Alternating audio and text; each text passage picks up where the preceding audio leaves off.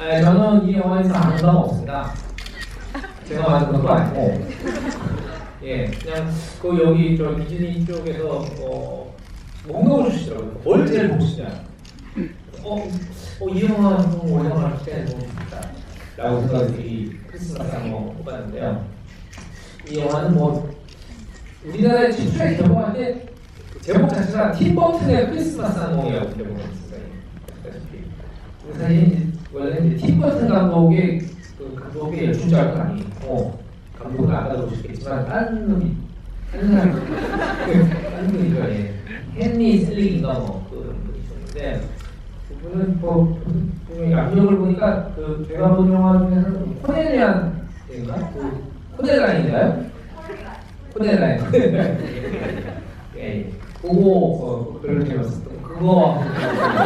예, 그거 티버튼 감독 영화를 보면서 뭐 저는 아주 어렸을 때부터 티버튼 감독 영화를 좋아했고 그 대표적으로 티버튼 감독 영화 중에 처음으로 보게 된 영화가 비틀주스라는 영화를 했었고 그래서 또라이 감독이 나타났다 라고 생각했었고 그리고 뭐 여러분들 막 인상 깊은 영화는 아마 티버튼 감독 영화들 중에서는 뭐 가위손 배트맨 원투 뭐 그런 것들을 봤을 때 그리고 또 뭐 최근에도 뭘 하지 않았나요? 뭐 화가 뭐 이가이 예 그렇죠 그거 못 봤어요. 그 티버튼은 몰랐어요. 예. 일단은 김은희 작가 어떻게 보셨는지 얘기 듣고 그다음에 질문 저희한테 혹시 궁금한거나 혹은 영화에 대해서 뭐 궁금한 게 있으시면 그런 거 하는 시간 갖도록 하고 아까 뭐 여기 상품이 있다고 그러시더라고요. 처음 뭐라고요? 팩트? 쿠션. 예. 김은희 작가 어떻게 보세요? 저는 사실 티버튼 감독에 대해서는 그러니까 저는 모든 많은 영화 콘텐츠를 장은준 감독님이 많이 소개했거든요. 그래서 이딴 영화를 소개시켜주잖아요. 그래서 근데 굉장히 자가적인 상상력을 되게 불어넣는 사람인 것 같고요. 그러니까는 저는 크리스마스 한번 처음 봤을 때는 우리나라에도 뭐 이렇게 공유나 뭐 약간 좀 천여귀신이나 좀 그런 귀신들의 집합을 한번 해가지고 얘기를 만들어보면 재밌지 않을까? 약간 좀 그런, 그러니까 굉장히 좀 상상하게 만드는 어떤 그런 감독인 것 같아서 굉장히 저는 처음에 이제 귀결해서 재밌게 봤던 영화였던 것 같습니다. 그렇죠. 이게 아까 대충 찾아보니까 기획에 찾아보니까 93년도 작품이더라고요. 네, 이게 23년? 예, 23년 정도 되는 작품이고 우리나라에 아주 좀 늦게 개봉을 해가지고 우리는 같이 봐야 돼요. 제가 나이가 드니까 기억력이 거물거물해가지고 김희 작가님 말씀 드렸으니까 이 영화에 대한 것들이나 뭐 다른 것들에 대한 것들도 좋습니다. 질문 하는 시간 저기 해올리신 분 가운데 질문이 저는 뭐 예상입니다. 한쪽으로 일방적으로 소리를 듣니까 H 마시 괜찮습니다. 이런 식이 그러네요.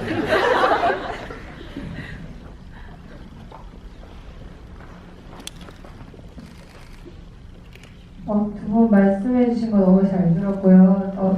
저는 개인적으로 두 분 작품 모두 너무 잘 봐서 이렇게 뵙게 돼서 너무 영광이고요.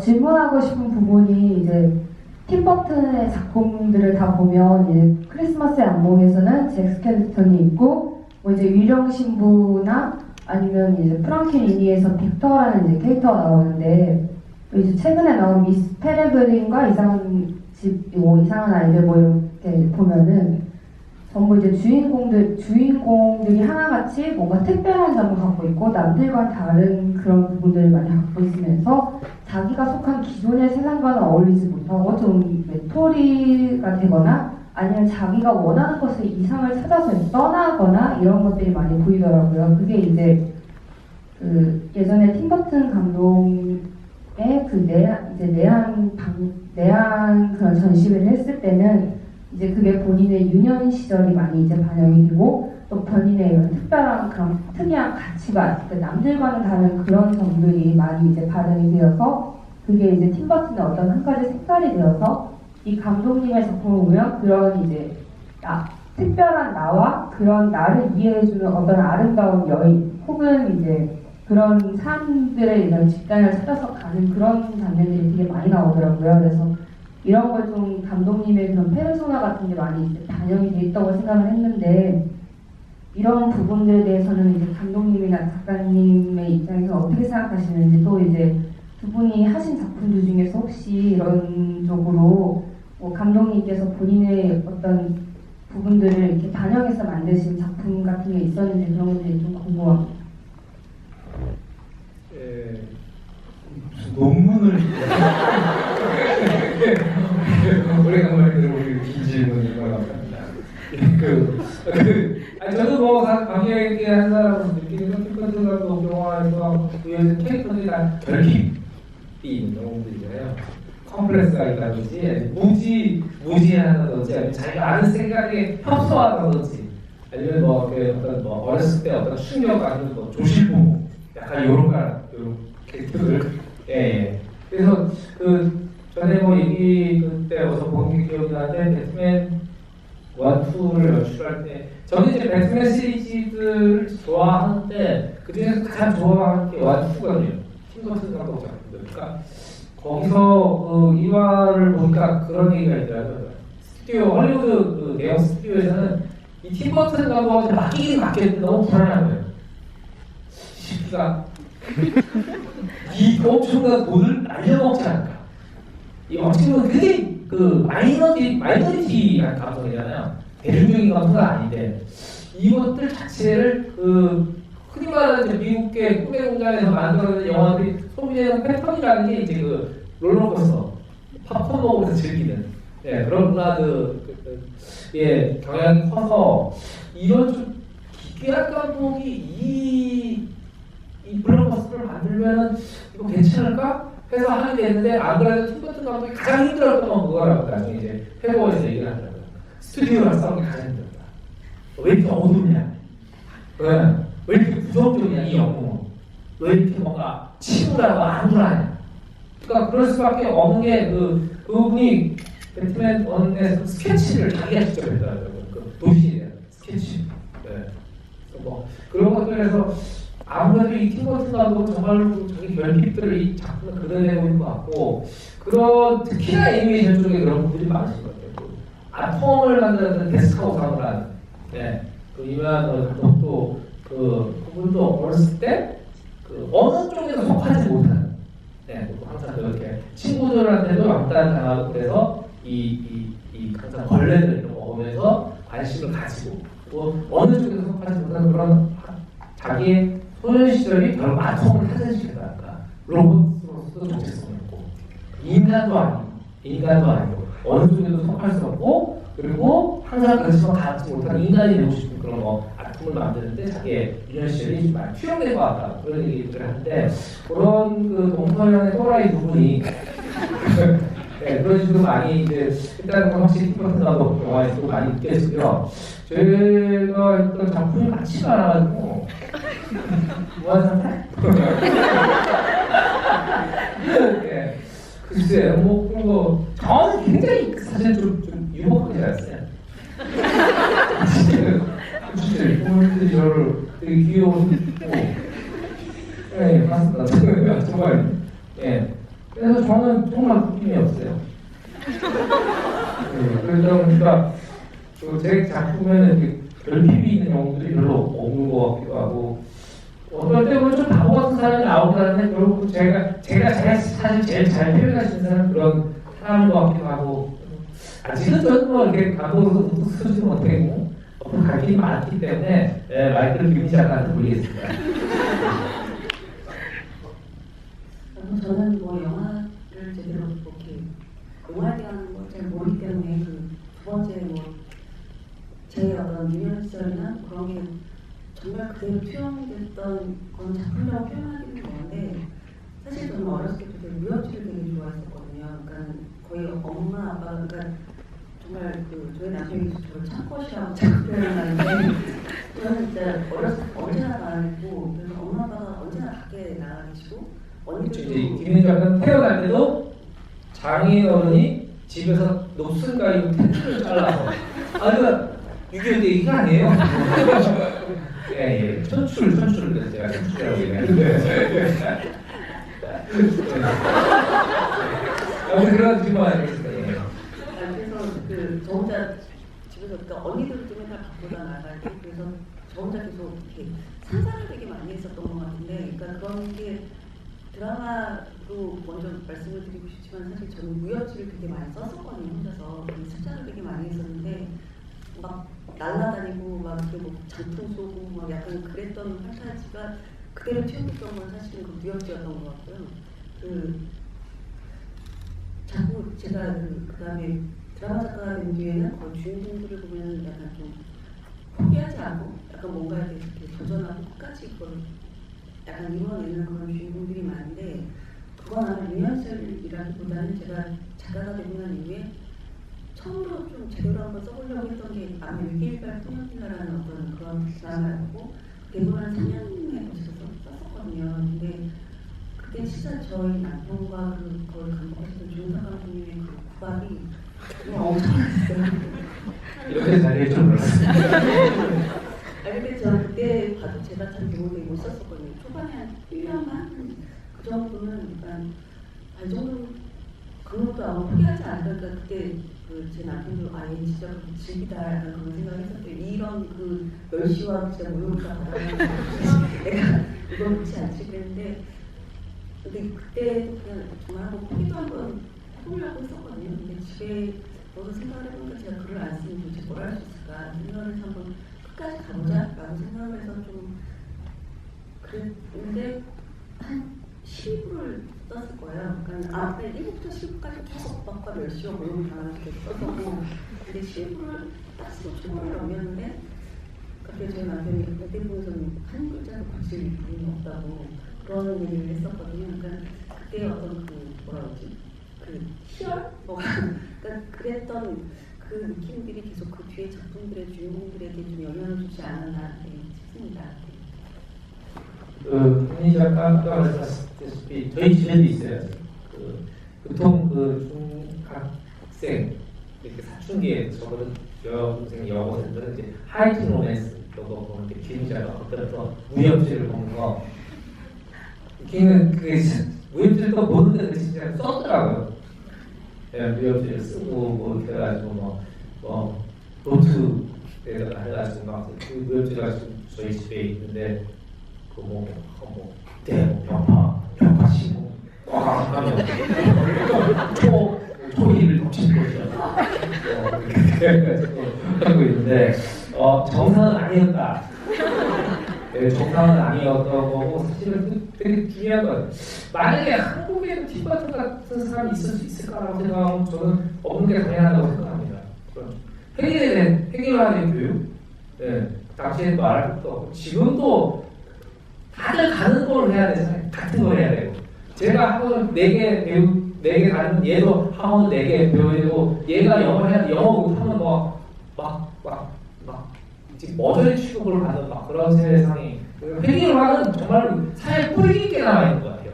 조금 머리 색깔이 다르거나 조금 다르면 다 쳐다보고 눈을 떼지를 못하고 그 사람에 대해서 어떻게 뭔가 이상한 억측과 이런 것들을 그 예단 같은 것들을 막 들으라는데 김민희 작가 같은 경우에는 뭐 제가 봤을 때 그랬을 때 이 김민희 작가는 이 방송 정규 극자 교육을 한 번도 받지 못한 작가예요. 네, 아마 그 시대에 로맨틱 코미디가 판치던 시대에 아예 그런 교육을 받았으면 어떻게 됐을까? 네, 사랑 여기서 영화에서 사랑하고 국가에서 사랑하고 이런 작가이지 않았을까? 네, 근데 또 사랑이 별로 없어요. 원래 사랑이. 그래서 그리고 또 안 맞는 사람이 있잖아요. 그냥 로맨틱한 상상이라는 게 별로 없는 그런 사람이 라서 처음에 만났을 때 저는 잘 모르고 이제 생일날이었나 꽃을 선물했는데 그리고 안주하고 그걸 영화에 나온 것 같던 그런 기억이 예, 아무튼간에 굉장히 좀 독특했던 그런 사람이었는데 그 독특함이 다행스럽게도 재단되지 않고 끝까지 살아가면서 장르 드라마를 계속 그런 걸 관심있는 사람도 없었거든요. 살아남아있지 않았나. 마치 박찬호 선수가 그런 얘기했어요. 그 주목받는 유망주가 아니었기 때문에 어깨가 싱싱했다고. 그래서 메이저리그에 가서 10년 넘게 응원할 수 있었다고 하는 것처럼 우리나라 쪽적인 면에서는 이렇게 나오기 힘든 이런 일가 아닐까. 뭐 아까 작품에 녹여내는데 없습니다. 예, 아까 그 젊은하신 분은 몇 번이죠? 자석을 해놔야 아까 분을 뛴다고. 자석이 네? K15. 아니 그거 아실지. 저기 여기 그 치과만 뭔가 이렇게 아 이거 마이크가 하나인데 너무 머리 좀 운동 좀. 아이고 이거.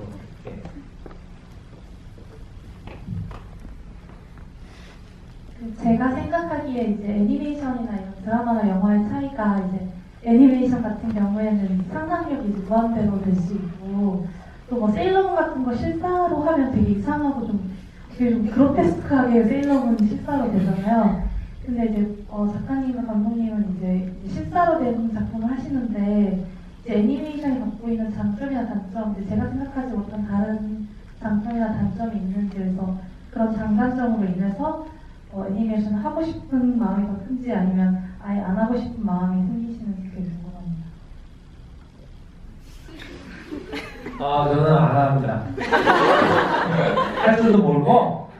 예, 아니 사실은 이제 영화들은 실사로 고주 공부를 한 사람들에서 애니메이션 쪽은 사실은 따로 전문가가 되거든요. 그러니까 아마 이 작품도 팀 버튼 감독이 기획을 하고 제작을 하면서도 이 작품 선택을 너무 팀 버튼 색깔이잖아요.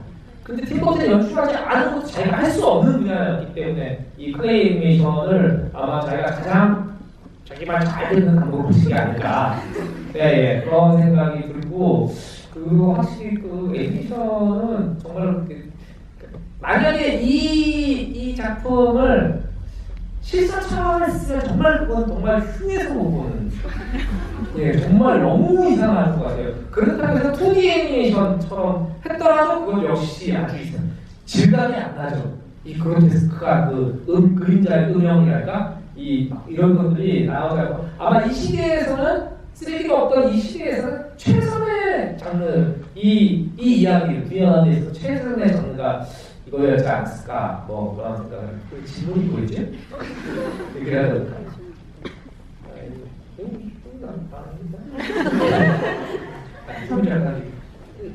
일단 좌석 원래는 Q23대 앞으로 있습니다. Q24예요. Q24면은 Q23 그 자리가 안 돼요? 맨 뒤에. 맨 뒤에. 됐습니다. 작가님 생각도 궁금합니다. 근데 제가 이렇게 많은 걸 알아서 얘기할 수 있을 정도로 그렇게 애니메이션을 많이 알지는 못하고요. 그냥 저는 미야자키 하야오 감독의 영화 애니메이션을 굉장히 좋아하고, 그러니까 저는 사실 3D가 약간 좀 이걸 뭐라고 해야, 그러니까 약간 좀 저는 그런 진짜 옛날 그 애니메이션을 되게 좋아하거든요. 근데 애니메이션을 보면서 느꼈던 건 이건 정말 디테일이 좀 살아있고 되게 꼼꼼하고 이 어떤 사람이 감정을 표현하는 거를 계속 관찰해서 이걸 그러니까 정말 이렇게 숙제가 아닌데 숙제처럼 느껴지게 만들 수 있을 만한 그런 꼼꼼한 사람이 해야 된다는 생각을 하는데 저는 사실 그렇게 꼼꼼하지도 못하고 그냥 그러니까 정말 자기만의 종책이 다 있는 게 아닐까 싶어서 저는 그냥 감사하는 것만으로 무슨 그쳐야 되지 않을까 싶습니다. 그리고 아까 말씀하신 도중에 생각이 난 게 제가 왜 이 영화를 좋아하는 이유 중에 하나 그럴 것 같은데 바르지 않아요. 이 과정이 바르지 않아서 너무 좋은 것 같아요. 쟁이 특이가 조금 가만히 있으면 별로 없어요. 누군가 피하고 각자의 포지션에서 두 세상은 잘 돌아갔을 텐데 그 잭이 막 후회하고 뭐지? 이거 한 시간 넘게 봤는데 좀 후회하고 다시 원이 때문에 끝나는 건가? 뭐 산타 좀 뚱뚱한 거? 이렇게 기억해가지고 근데 저는 그런 과정들에서 제가 갖고 있는 약간 그런 게 좀 마이너적인 좀 이상한 면이 있거든요. 저는 어렸을 때도 마징가 제트를 저희 어렸을 때 만화에 TV에서 해주는데 항상 다른 애들이 마징가 제트 응원하면서 저는 한 번만 해도 아스라미 때 이겼으니까 계속 이거든요. 매주 이렇게 로봇들을 만들어내지 말고 모아놓고 한 방에 저렇게 힘들게 매주 감정들을 막 가지고 막 하지 말고 모아가 한 달 정도 쉬었다가 모아가 한 방에 치면 마징가를 부숴 뛸 텐데 이런 생각을 이게 너무 한 번이라도 이겼으면 좋겠더라고요. 그래야 목표할 것 같고 그래서 저는 로봇 태권도라는 애니메이션을 극장에서 봤는데 김청희 감독님 거 그 애니메이션이 가장 좋았던 부분이 3탄 그 태권도의 바다 수중 도시에서 싸운 게 있습니다. 거기서 태권도의 이 팔이 부러졌어요. 팔이 파괴가 됐죠. 너무 가지고 있어요. 지금까지 얼마나 그 로봇들이 날려먹었을까. 좀 아까한테 열심히 개발해가지고 수많은 로봇들이 나타나면은 뭐 자기네들은 이쪽으로 가서 쏘면 저쪽이 꽉 터져요. 근데 저쪽에 쏘면 여기는 약간 철이나 후니가 막 이렇게 전류에 감전자듯한 느낌이 나고 레버만 떼기면 끝나요. 만약 이 레버를 닿느냐 안 닿느냐 쫙 떼기면 막 빰빰빰빰빰빰 그래서 막 갑자기 태권도를 하는데 그게 너무 싫었어요. 그런 걸 싫어하는 어린이들도 잘 될 수 있다. 제가 모르겠습니까? 네, 질문이 저쪽에 지금 이상한 책받침인가요? 네, 드신 분, 죄송합니다. 제가 저분이 너무 힘드시니까 요즘 읽은 다음 질문도 여기 1분 안에서 배우돼서 영광이고요. 꼭 주제 아티스트가 사랑하는 디즈니잖아요. 두 분이 제일 좋아하시는 디즈니 애니메이션 어떤 건지 궁금해요.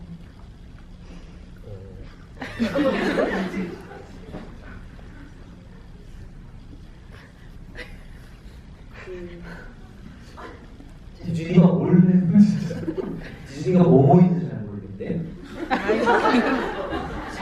근데 명단을 쭉 봤는데 워낙 많이 해서 디즈니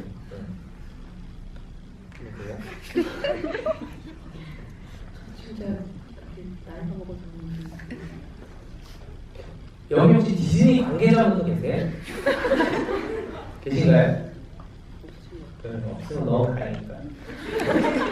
사실 저는 디즈니 애니메이션, 디즈니사 애니메이션 별로 좋아하지 않아요. 그럴 수 있잖아요. 다 좋아해야 돼. 미키마우스 별로 좀.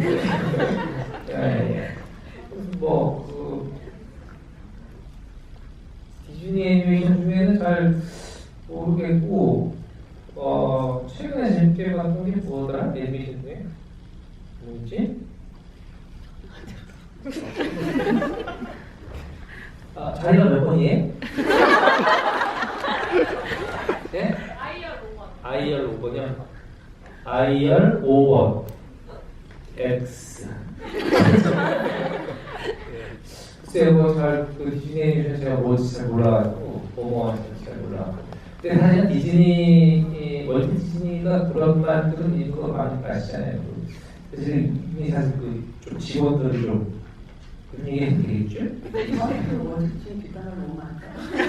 네, 사실 되게 아이러니 어린이들에게 꿈과 희망을 주면서 직원들을 착취하고 노조를 탄압했던 예, 맞습니다. 이런 얘기 나와. 다음 질문, 좀 1분 단쪽에서.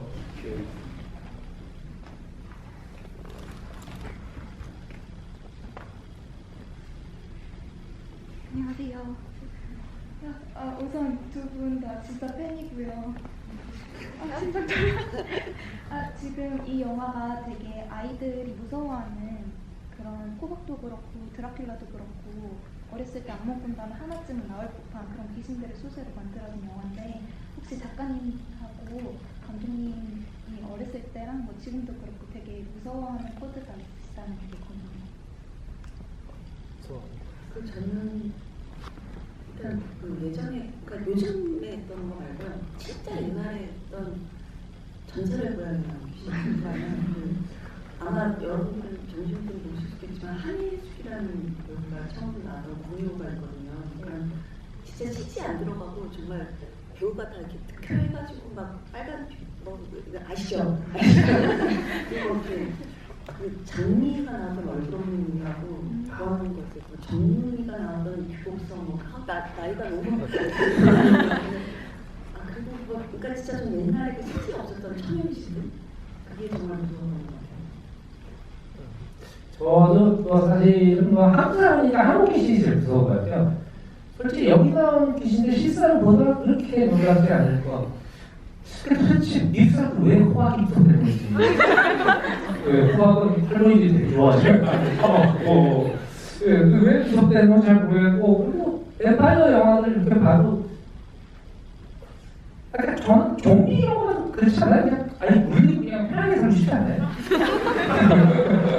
공포에 쫓기지 말고 그냥 빨리 물려가지고 나도 뱀파이어 되고 뭐 이런 거 편하게 살고 싶고 그러고 뭐 서양 귀신들은 저는 딱뭐 중국도 강식 이런 거는 좀 웃긴 것 같고 일본이 약간 우리랑 정서가 비슷하게 살았고 뭐 이런 근데 그 사람들 앞에서 그녀들도 기대한 것이 무섭다는 느낌은 안 들거든요. 그래서 저도 뭐 워낙에 공공묘지는 않게 공공묘지 열리면서 그 한에 있는 천여 귀신들 그게 가장 어렸을 때 무서웠던 것 같아요. 아까 한혜숙 씨 얘기할 때 저도 그랬거든요. 옛날에 한혜숙 씨 나온 건설의 고향은 지금 토요일 날 했을 때 낮에 토요일 날 학교 끝나고 와서 여러분들이 이분 뒤지고 그거 쓰고 보고 그러면서도 왜 그랬을까 전화더니는 그러면서도 계속 구미호가 예쁜 게 되게 좋았어요.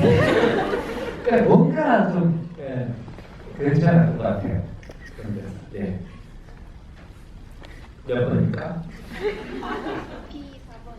B4번이요. B4번. 네. 네. 그리고 이분 나서 예, 그쪽이 하얀색 그 후드 입고 지금 하얀색 옷이 예.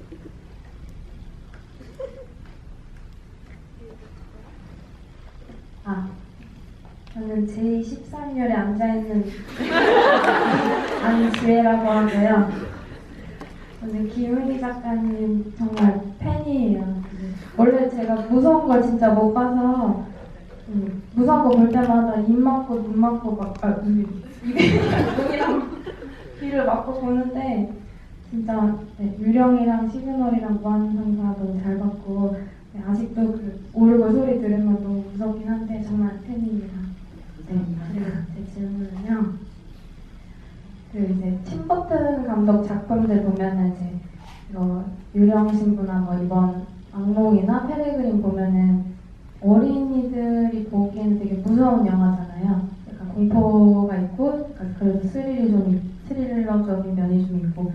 근데 이제 우리나라에는 이런 스릴이나 공포 애니메이션이 사실 잘 없잖아요. 어린이들 위한 게 아니라 약간 어른들을 위한 애니메이션이라고 해야 되나? 그런 것들이 별로 없는데, 이제 작가님은 약간 완전 영화 쪽은 아니시지만 그래도 스릴 전문 작가님으로서 앞으로 이런 어른들을 위한 스릴, 공포, 애니메이션 같은 작품들의 계획이 아예 없으신지 만약에 없으시다면 앞으로 뭐 우리나라 이런 공포 애니메이션이나 뭐 나온다면 어떤 식으로 나올지 하는 방향성 같은 거를 작가님의 생각을 듣고 싶어요.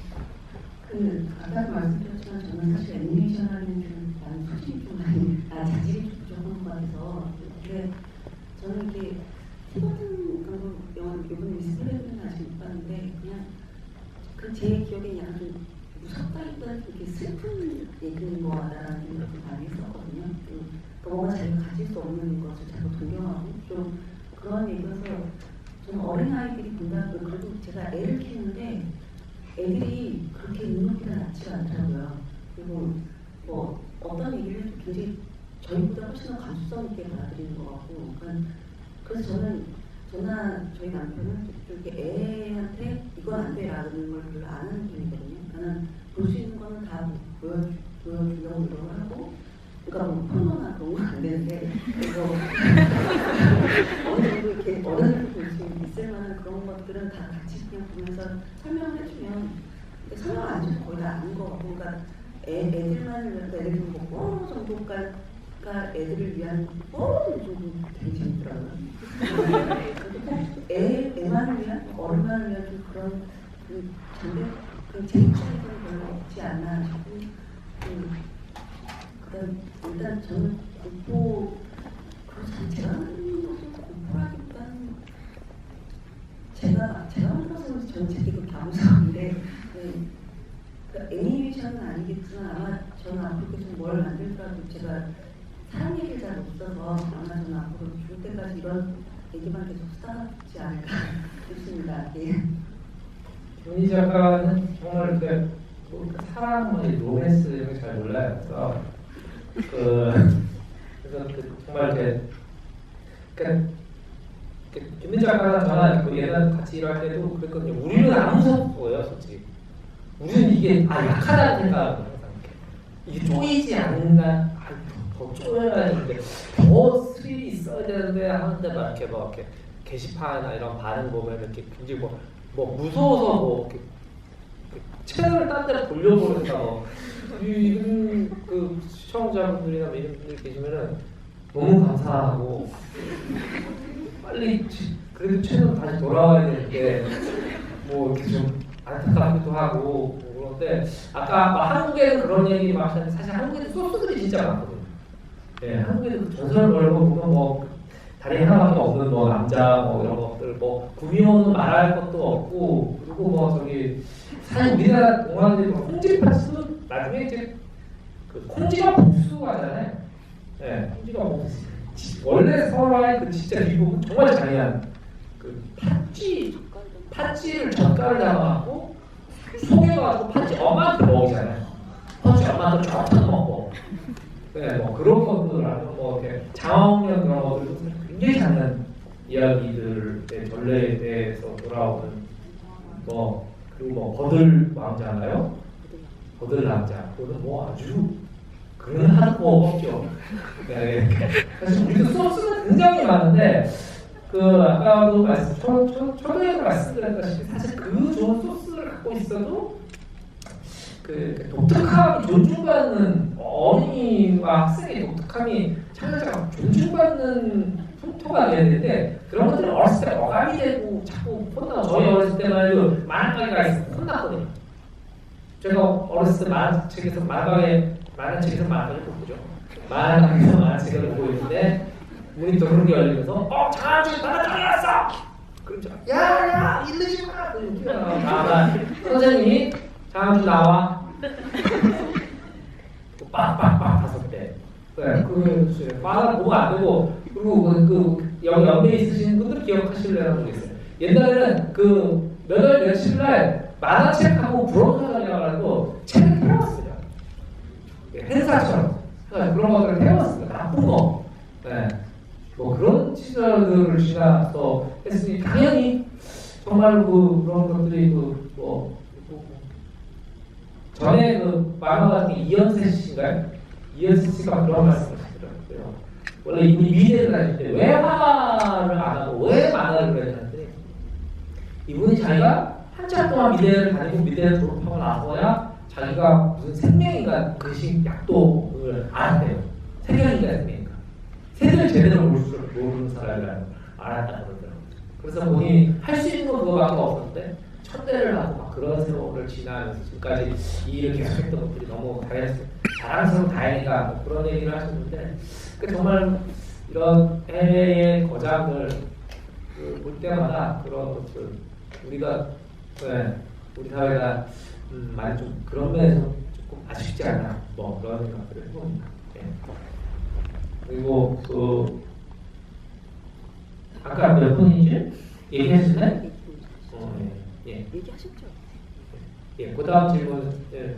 이번에는 저기 남자분을 볼까요?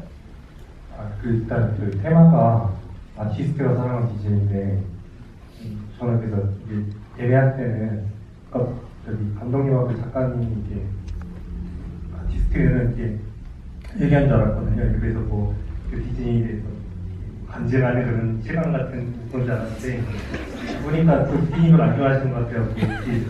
그러니까 좀 어차피 감독님하고 작가님 뵐 기회가 없기 때문에 얘기도 되게 재밌긴 한데 그 테마는 이렇게 누가 정하고 어떻게 섭외가 어떻게 되는 거예요? 어제도 왔었는데 어제는 그 다른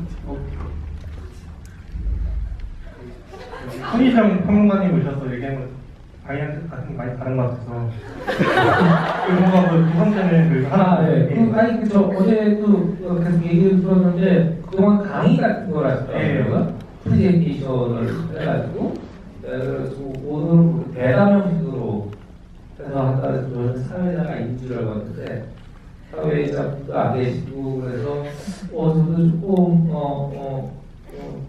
확실히 보시기에는 저는 전문성이 전혀 어렵대요.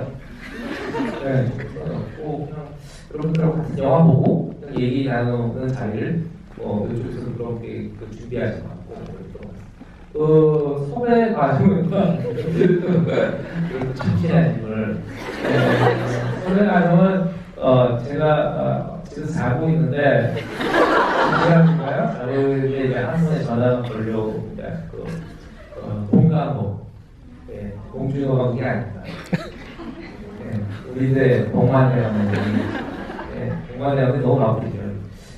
저희 복만대 감독님이 이제 그 감독조합에서 일을 맡고 계실 때 감독조합은 사실 이제 우리 한국 영화 좀 현역 영화 감독들이 거의 다 속해 있는 그런 가장 큰 감독 조직 같은 건데 그 감독조합에서 이제 이쪽에 의뢰를 받아서 굳이 저를 제가 봤을 때는 조금 뺀치를 먹은 것 같습니다. 아마 최동훈 하다가 시간 한다 그랬는데 굳이 저를 이렇게 얘기하셔가지고 그런 생각은 했죠. 요즘에 다 그렇습니다. 저를 섭외하는 이유는 다 이분 때문에 섭외를 해서 여기에 이제 오게 됐습니다. 감독조합이 이 의뢰를 받게 돼서 오게 된 섭외 과정입니다. 돈은 안 받고요. 받아야 되는 건가 봐. 또 질문, 저작권 F열 11번. F열 11번. 응? 여자친구 없으셔도 쓰시죠.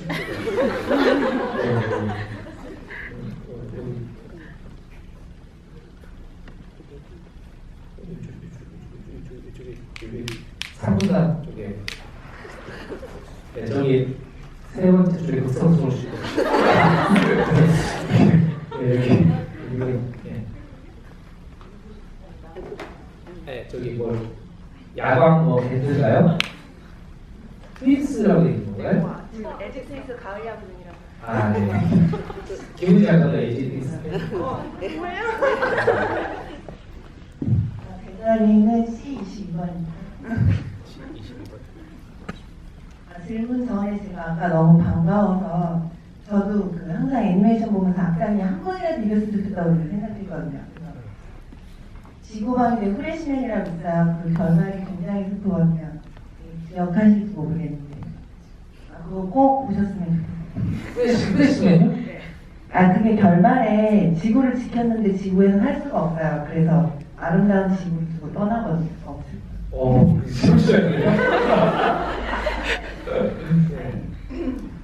막상 마이크 잡으니까 떨려서. 네네. 제가 궁금한 게 혹시 제가 그 일본 배우분 쿠니무라토님 인터뷰를 봤는데 굉장히 완벽하고 일을 너무 열심히 하셔서 좀 쉬엄쉬엄 하라고 그러셨는데 만약에 정말 마음에 드는 배우님이 있어서 캐스팅을 하고 싶은데 그 배우가 정말 안 된대요. 그러면 끝까지 감독님은 캐스팅을 하실 것인지 아니면 대충 어떻게 다른 배우? 근데 이게 이제 그 캐스팅이 사실 되게 어렵잖아요. 캐스팅 되게 어렵습니다. 캐스팅이 되게 어렵고 제가 하고 싶어하는 배우가 저랑 하기 싫어하는 경우도 되게 많고 그리고 어떤 배우가 또 저랑 하고 싶다는데 캐릭터가 그냥 안 하는 그런 경우도 있고 정말 추천을 안 드리는 것 같아요. 그리고 어떤 면에서는 캐스팅이라는 게 그래서 100억짜리 영화가 있고 20억짜리 영화가 있어요. 그 영화 캐스팅은 아니다. 연기를 정말 잘하는 사람, 작품 정말 많은 사람을 이렇게 하는 것이 사실은 중요한데 100억짜리는 100억 예산 감당해낼 수 있는 티켓 파워가 있는 배우들이 그러니까 이른바 예를 들면 한편으로는 중국에도 조금 어느 정도 먹을 수 있는 이런 배우들을 또 이렇게 캐스팅을 하는 경향이 없지 않아서 정말 캐스팅에 생기는 오묘한데 그러니까 많은 사람들이 캐스팅하면서 되게 많이 거절당하죠. 거절당하고 저도 많이 거절을 당해봤었는데 거절을 당하는 사람 중에 제일 기억에 남는 사람이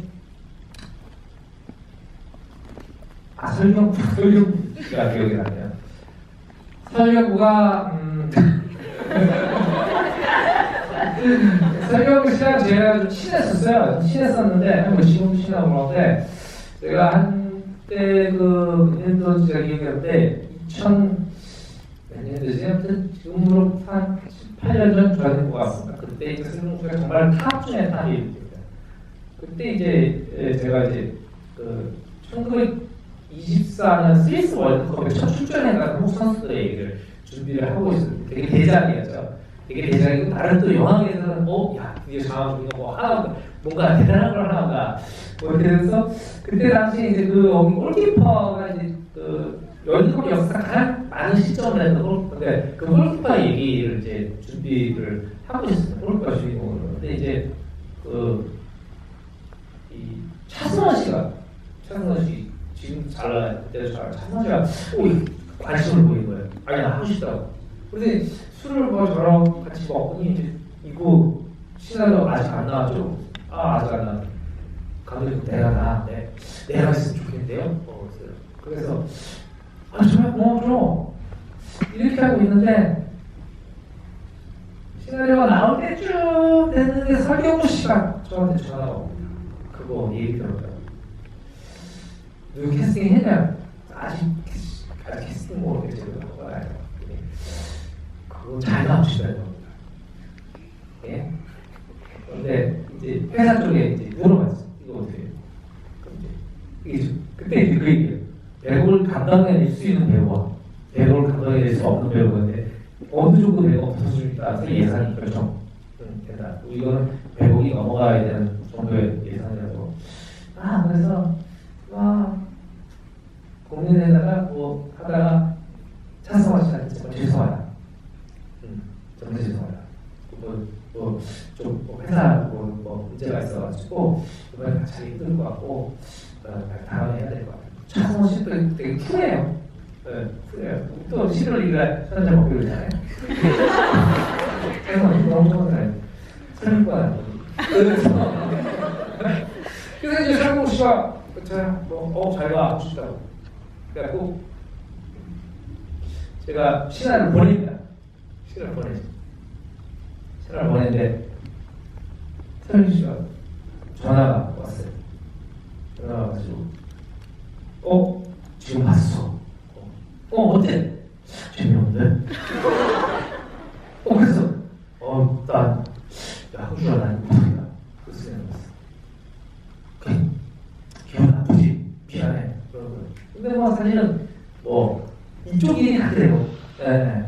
아니 시나리오를 보고 결정한 거잖아요. 자기가 무슨 걸 달라고 했을 뿐이지. 그래서 괜찮아요. 우리는 서로 더 거절하고 하는 직업 아니야. 괜찮아. 근데 잠깐 좀 멋있어. 그래서 제가 연출분들 모아가지고 술을 먹었어요. 술을 먹어서 연출들하고 이제 앉아가지고 막 술을 먹다가 다음날 아침에 일어나더니 문자가 왔는데 설경구 씨한테 발신 메시지인데 설경구가 저한테 개새끼라고 문자를 했어요. 그래서 우리 연출분들이 이거 봐, 이거 족바하나 얼굴을 치다보다 이게 인간이? 응? 미안한 것이 아침부터 개새끼라고 문자를 보내? 그랬더니 저 연출분하고 정확히 감독님 기억 안 났어요? 뭐가 기억이 안 나요? 감독님이 어떻게 술 빨라가지고 설경구 씨한테 굳이 밤에 전화를 했어요. 따랑 보는데 신호가 안 받았나 봐요. 너무 늦은 밤이라. 그래서 제가 음성 사설을 해봤어요.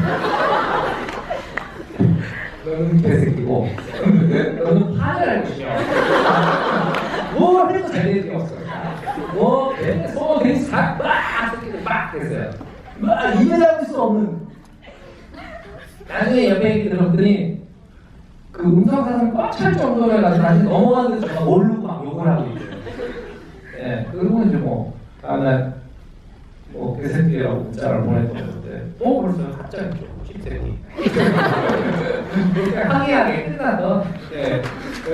그리고 그 다음에 또 한 2-3번 더 말씀드렸었는데 캐스팅이 그만큼 정말 사실은 타이밍상의 문제도 되게 중요한 것 같고 물론 알맹이가 제일 중요한 것 같고 그래서 이번에 잘해봐야 돼. 김미희처럼 좀 캐스팅 잘했으면 좋겠어요. 김미희 작가 캐스팅 얘기 좀 해주세요. 그 다음 질문 보겠습니다. 제가 아까 죄송 저쪽에서 하겠는데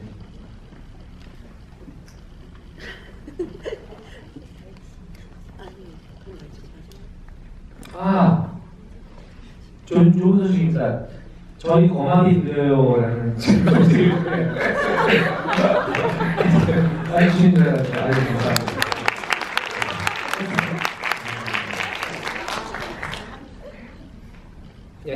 질문. 그냥 여기서 할까요? 마이크 없어지고. 마이크. 안녕하세요. 아까 영화를 보니까 그 제기 크리스마스 때만 이렇게 선물 나눠주면서 그 감독 이름이 나오더라고요. 아마 맞는지 확실하진 않은데 그 리스트를 보면서 이 사람 되게 잘했지 뭐 그런 식으로 이제 그런 걸 보니까 두 분께서는 자기의 작품에 이런 식으로 이제 나의 이름이나 관련된 소스들을 사용하거나 아니면 이제 관련된 에피소드가 있으신지가 궁금했어요. 근데 저는 그런 거 찾아내시는 분이 정말 대단하시고 그러니까 저희 그때 기다리 좀 캡처라고 해가지고 막 진짜 그런 저희도 정말 몰랐던 것들을 이렇게 정말 찾아내시는 분도 많고 그러니까 근데 그 특별한 에피소드는 저는 지금 생각은 안 나는데 무한선사 때 저희 무슨 희망의 사진 그때 한라준 집에 있을 때 저희 사진 좀 들어가고 그리고 저는 좀 이렇게 제가 그 김은숙 작가라고 태양형이나 시각가를 썼던 작가는 친한데 저희끼리만 알아보는 그런 거 있잖아요. 어떤 수사자료 거기에 무슨 스크립 같은 그런 이름을 좀 넣는다든지 좀 약간 그 우리끼리만 쟤 그래도 나를 챙겨줬구나 그런 느낌으로 한 유령 때부터는 계속 이렇게 찾아보시면 다 그런 게 희생자 중에 한 명이 김은숙 저쪽에는 또 시사의 분조대가요? 그때가 정말 미안한데 그 시사의 분조대가 장동건씨라는 그런 사람에서 첫사랑으로 그 4명의 첫사랑은 박준희 씨가 나오거든요. 너무 예쁘시잖아요. 근데 그분 이름이 박준희 김미화였거든요. 저는 유럽에서 이렇게 그 희생자의 분? 너무 미안합니다. 그리고 저는 기억나는 게 사인할 때 그때 무슨 판사한테 영장을 뭐 얘기해야 돼. 저희 형이 이름을 써서 형이 멕시코에 사는데 멕시코에 공항 가고 전화하고 조카의 이름도 하고 싶지 않아요. 이렇게 근데 아는 사람 이름이 이제 너무 써서 이제 다 떨어질 거니까 저는 사람 이름이 계속 들어가는데 근데 그게 다 강간살인이나 뭐 그런 거잖아요. 그래서 좀 근데 되게 좋아하더라고요. 넣으니까 이제는 좀 같이 일하는 스태프들 있잖아요. 저희 대본을 앞에 딱 열어보면 이렇게 감독부터 마지막 막내까지가 이렇게 나와 있거든요. 근데 일하는 기념으로 생각을 하셨으면 좋겠다고 생각을 해서 이번에도 그 시그널의 마지막에 조진웅이라는 배우가 그 장현성이라는 배우의 어떤 담배 복조를 하기 위해서 누구 다녀갑니다라고 썼을 때 그 최성기라고 쓰거든요. 그 최성기 저희 시그널 촬영 기사님 또한 예를 들어 거기 스태프들 이름들을 좀 저는 많이 넣는 편이에요. 네. 자석 번호가 A12요. A12요. 예. 자, 이제 마지막 질문. 그래. 저희 반짝반짝거리는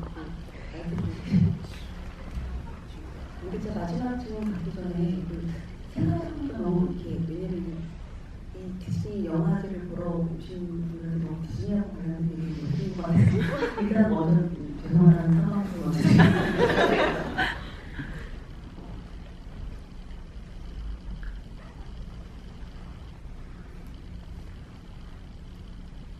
네, 뒤에 있는데 알아주셔서 감사합니다. 두 분의 정말 팬이고요. 드라마는 우리가 챙겨보고 있습니다. 그리고 드리고 싶은 질문은 이게 지금 아티스트가 사랑하는 디즈니라서 두 분에게 영감을 주는 디즈니 작품에 대해서 이야기를 할 수 있는 그런 자리로 마련된 걸로 알고 있는데 두 분이 어느 것에서 가장 영감을 많이 받으시는지 궁금합니다.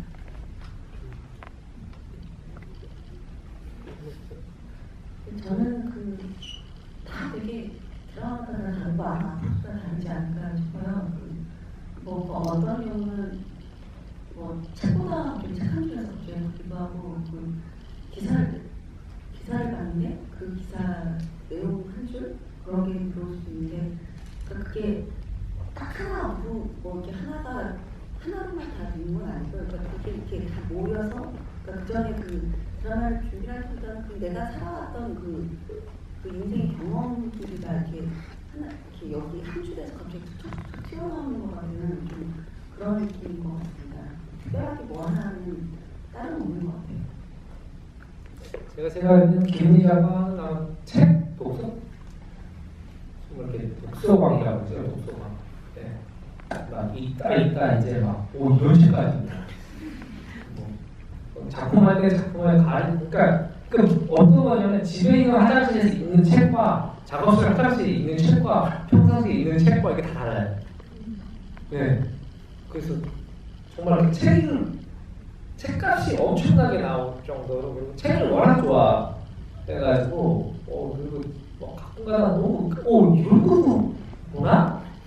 그러니까 막 미술 전문서적 같은 것까지 이렇게 보고 할 정도로 네, 그런 것들이 아마 자기 모르는 동안 세월에 축적이 돼서 뇌 속에 머릿속에 무슨 양분처럼 남아있는 게 아닐까. 그러니까 이렇게 어느 아이템이 어디서 나왔는지는 알 수 없지만 이것들이 거대한 퇴리가 돼가지고 네, 영양분이 돼가지고 어떤 것들에서 분명히 생각하지도 못하는 화학자료를 미쳐서 나오게 된 것들이 아닐까 그런 생각들이 들어요.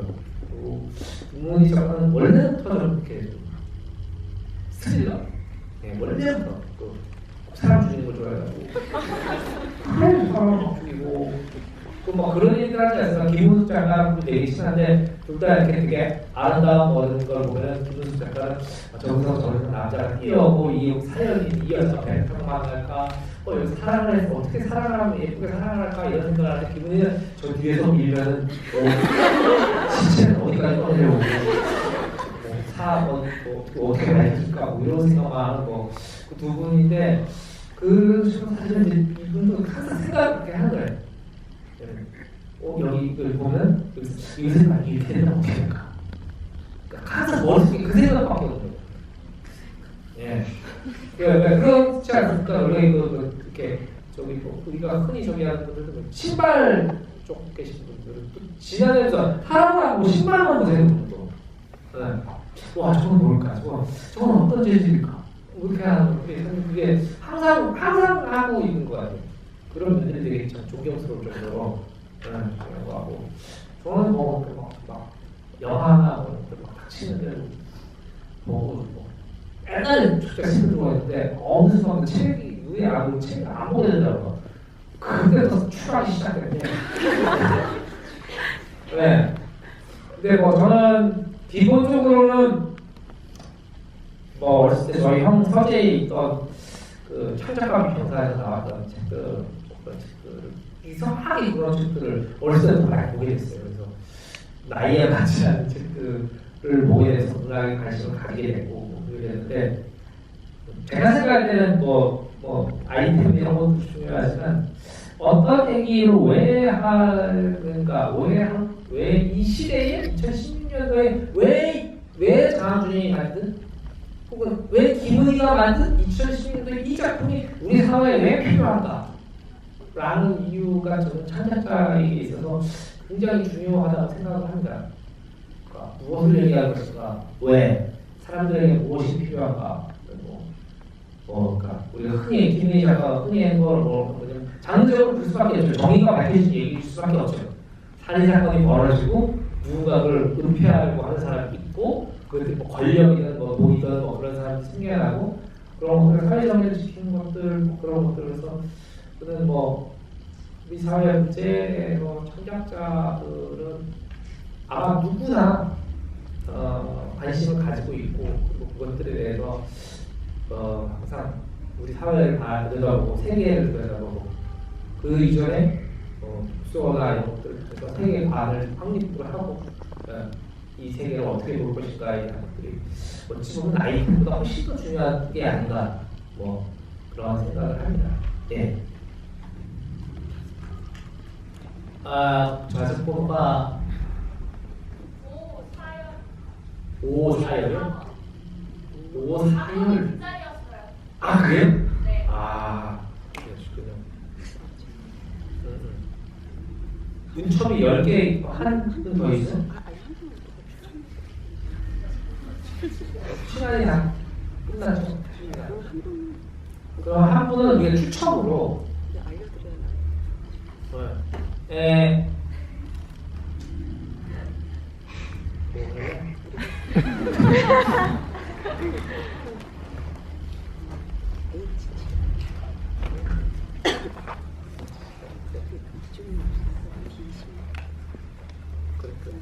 그러면 저 마지막 문처부에 D16번 계신가요?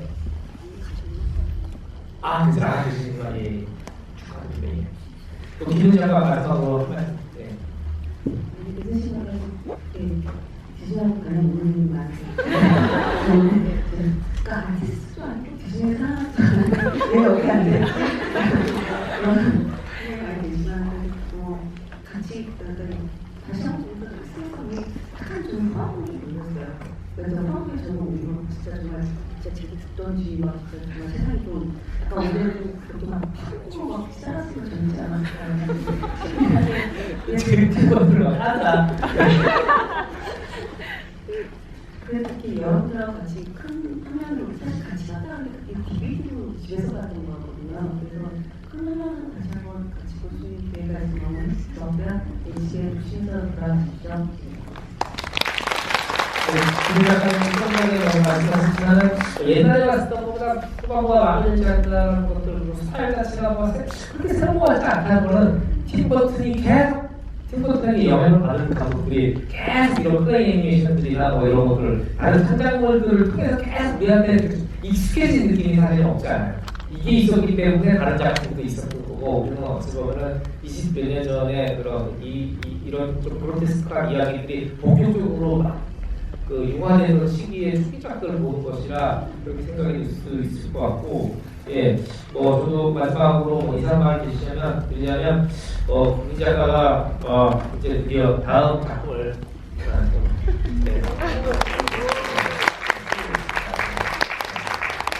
작품이 정말 잘 돼서 제가 더욱 편하게 살았습니다.